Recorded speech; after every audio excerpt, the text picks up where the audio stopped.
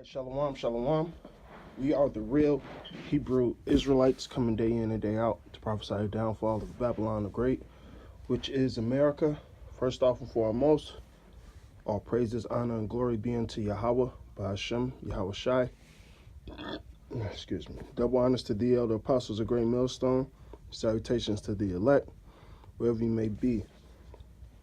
And like I said, just a continuance of the series I was doing on the whole book of Peter. So now this will be a breakdown of the third chapter. All right, I'm going to just hop straight into it.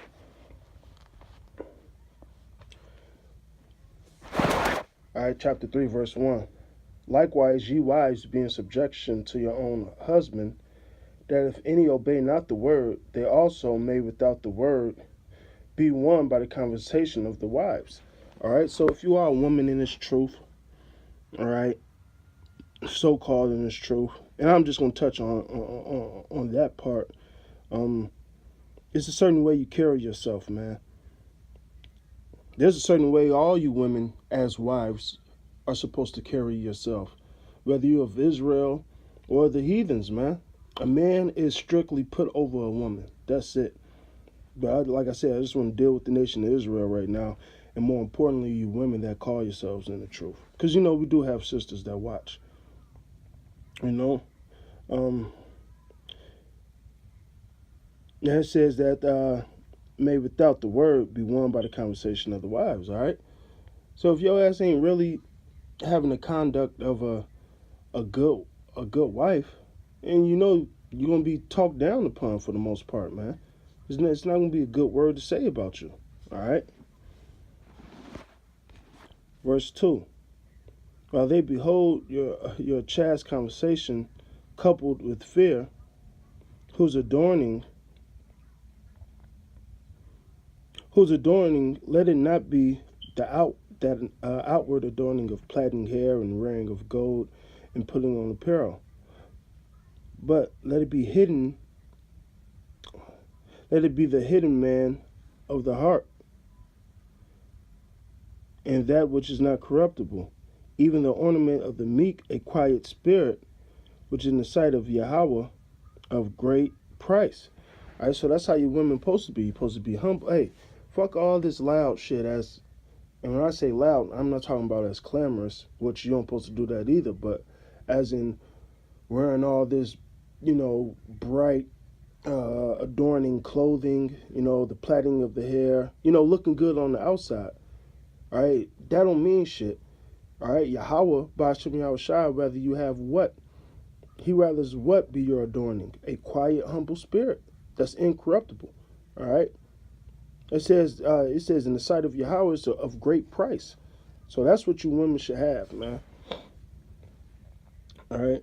Verse 5. For after this manner, in the old time, the holy women also who trusted in Yahweh adorned themselves, being in subjection to their own husbands. So you really want to adorn yourself? You truly want to be a woman of Yahweh, Ba'ashem Yahweh Shai? You have to put yourself in subjection to your husband. First and foremost, man. Okay? And so all you women that, first of all, I know you women in churches ain't holy women. Once again, I'm not talking to you average, everyday, so-called Negro, Latinos, Native American women. All right? That's not in the truth. Or scoff the truth. I'm talking about you women that know you're Israelites and you know of the truth. This is how you're supposed to be. And a lot of you have a problem doing this. All right? Because you women ain't going to truly be back in order until we get into the kingdom. All right?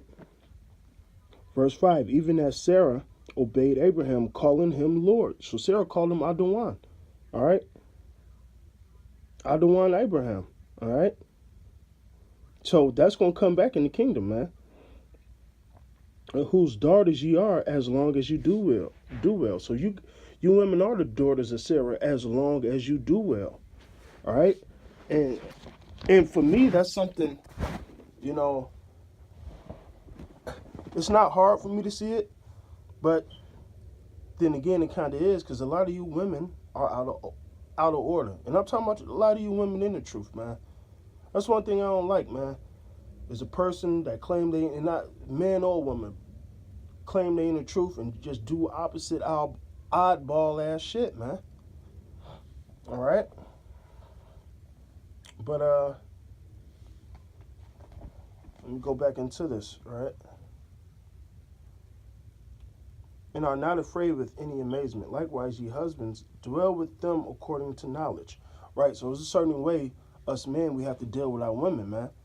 All right, now dealing with her according to knowledge, first and foremost, we gotta understand what that she's the weaker vessel. So sometimes when your wife nagging you about the dumbest bullshit, hey, just ignore her ass, man. Trust me, it'll save a fight, man. That's what my father used to say. When him and my mother used to get in an argument, he said, man, most of the time I just be quiet. Not because I'm not a man and I don't want to say shit back. It's pointless. If you say something back, and now y'all fighting. Sometimes you get to a point where motherfuckers want to throw blows. That's how it really be, you know?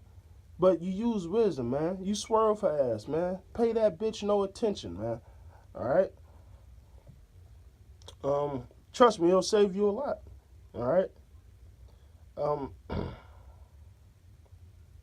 Dwell with them according to knowledge, giving honor unto the wife as unto the weaker vessel, and as being heirs together of the grace of life, that your prayers may not be hindered. All right, so you got to deal with her according to knowledge, because she is the weaker vessel, and you honor your wife. All right, how do you honor your wife? Do the things that's required for a man to do according to the scriptures. All right, first off, more importantly, if you truly want to take care of your wife, be a man of Yahweh. Two, do the things required. Work, provide for your household. All right.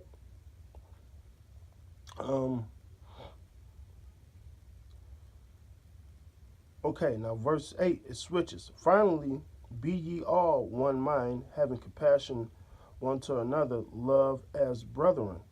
Be pitiful and courteous, man. Not rendering evil for evil or railing for railing, but contrarize blessings, knowing that ye are thereunto called, that ye should inherit a blessing. All right, so when you come into this truth amongst your brethren, all right, it shouldn't, and that, like, it's crazy, I touched on this yesterday, it shouldn't be railing for railing, evil for evil. Oh, this brother did something to me, let me get my lick back or do this. No, that's not the spirit of Yahweh Shem Shah. Not at all, man. All right, that's not what we're called to come into the truth to do. All right, so, and I'll give you another scenario. If a brother get on you, all right, curse you out, cut you with the scriptures, you take it. Don't try to find some shit he did in his past and, well, you did this, and, well, what about this? No, man. Take it humbly, take the load, and go about your day, man. That's what, hey, really, that's my message to a lot of you brothers, man. That's in the truth, man. If you get cursed out, take it, man. It's going to save your ass a lot of trouble. Right? Instead of trying to fight for your cause and, well, this is, man, as we can see, certain guys took that damn path and look what happened to them, man. Okay? Not rendering evil for evil or railing for railing, but counterize blessing. Right? So, yeah, like, and that's what's crazy. That Romans go into that. All right? Sometimes you and your brother get into it, man. You know, but you bless them. It says, bless and curse not. All right, until the Most High, till the Spirit reveals that he may be a demon. All right, but until then, hey, you bless him. Until otherwise, knowing that ye thereunto called, that you should inherit a blessing.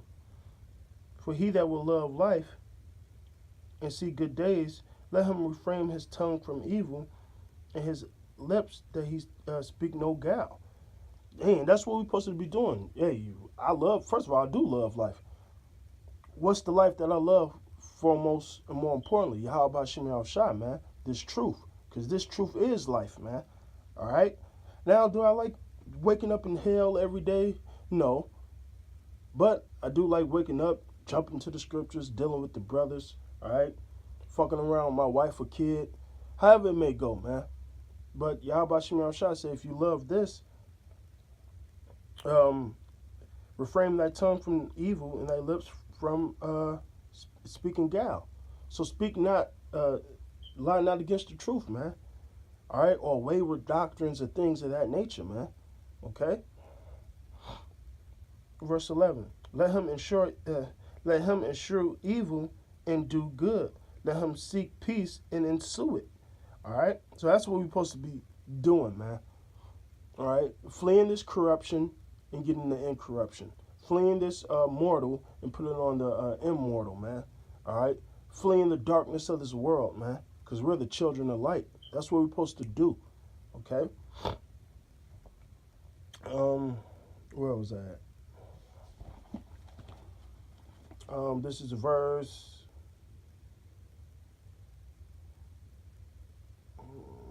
12. For the eyes of Yahweh are over the righteous, which is the angels watches us. Yahweh Bashim Yahshua knows what we're going to do. The eyes of Yahweh is over the righteous, and his ears upon their prayers.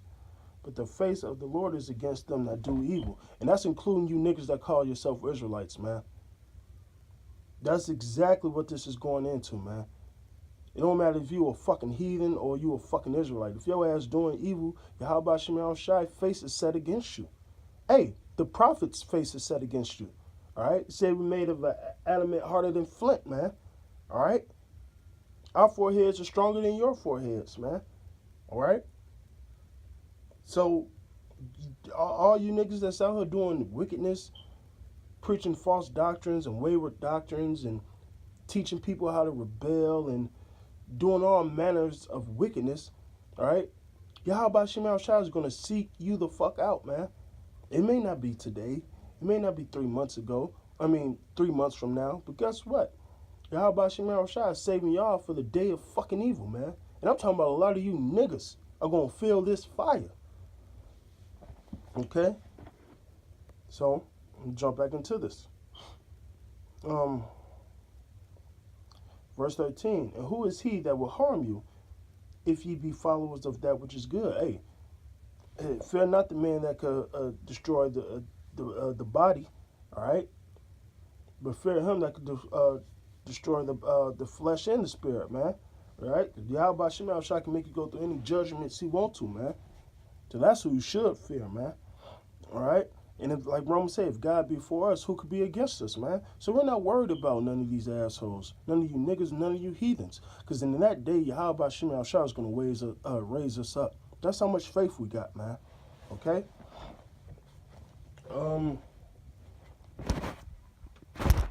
Okay, let me get back into this.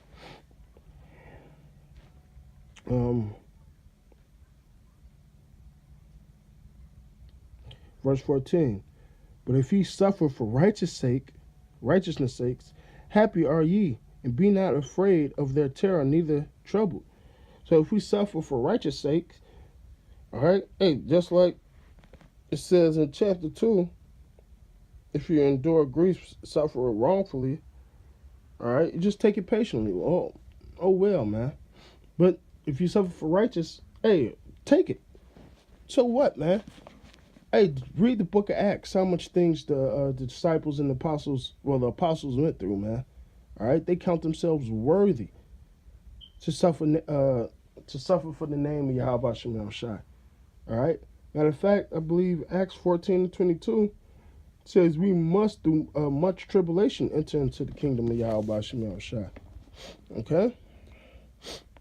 Verse 15, but sanctify Yahweh thy power in thy hearts, and be ready always to give an answer to every man that asks you by reason of hope that is in you with meekness of fear. So that's who you answer. A man that has something concerning the truth. All right? Now, some shit is just too redundant to even respond to. But if he's humble about it, you answer that man. And if it's things you can't answer, you do what Sirach say, man. Lay thy hand over thy mouth. And you tell him, well, you know what? You say, you know what, brother? I really don't have the understanding on this, but let me go to my higher ups, and I'll be able to come back with the answer to you, man. Because with some younger brothers, that's how it be. Especially when you first come into the truth and you've been in the truth for like a year, it's still certain things you don't know. So somebody may come up and have a question that you don't have complete understanding on. All right.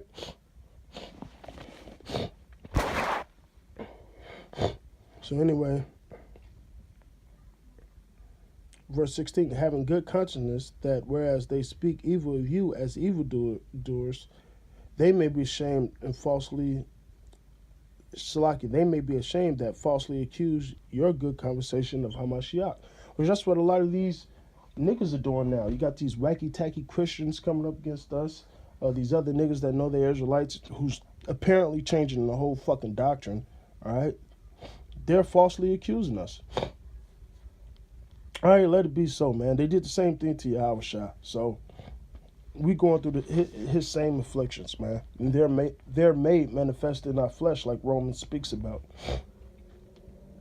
And you guys are going to be ashamed of talking down on us and false accusing us.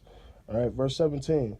For it's better that the will of Yahweh be so that ye suffer for well-doing than for evil-doing. All right? So, hey, it's better for you to suffer for well-doing than evil-doing. That's why it says in verse 20 of chapter 2, for what glory is it when you are buffeted for your own faults? You take it patiently. But if you do well, you suffer it and you take it patiently. This is acceptable with Yahweh. So it's the same thing, same scenario, man. That we do what? That ye suffer for well-doing than for evil-doing. For Mashiach also suffered once for our sins, the just for the unjust. Exactly, man. Yeah, you got to take that into context, man, with what Yahushua did, man. All right, it says, scarcely does a man die for one person, man. So imagine this. He showed the greatest love to the nation of Israel. And the elect, more importantly, man. He gave his life for ours, man. And what does, I believe that's Matthew's or is John, one of the Johns, the man, he says, there's no greater love than the man who laid down his life for his friend. Okay? And that's literally what Yahushua did. I'm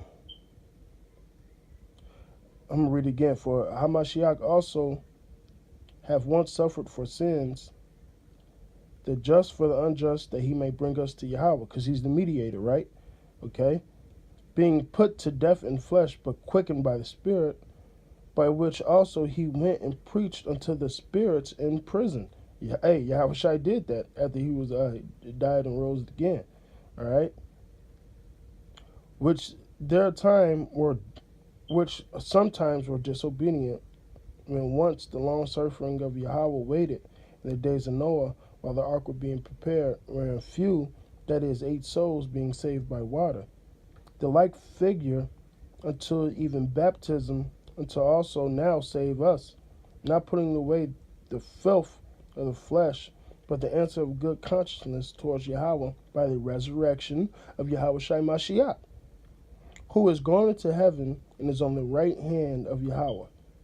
Angels and authorities and powers being made subject unto him. Just like Hebrews say, man. All angels have to worship Yahushua, man. All right? So, hey, with that, the next chapter will be 1 Peter chapter 4 breakdown. Yaharatazak could get to that sooner than later. I'm just going to go in the Spirit, and whatever the Spirit sets me up to do it, I'll do it. But stay tuned for the series. With that, all praises, honor, and glory be unto Yahweh, by Hashem, Yahushai. Double honors to the elder apostles, a great millstone. All right. Salutations to the elect, wherever you may be. And Abad, Babal, and death to you 2/3, and you false prophets, and you heathens. Shalom.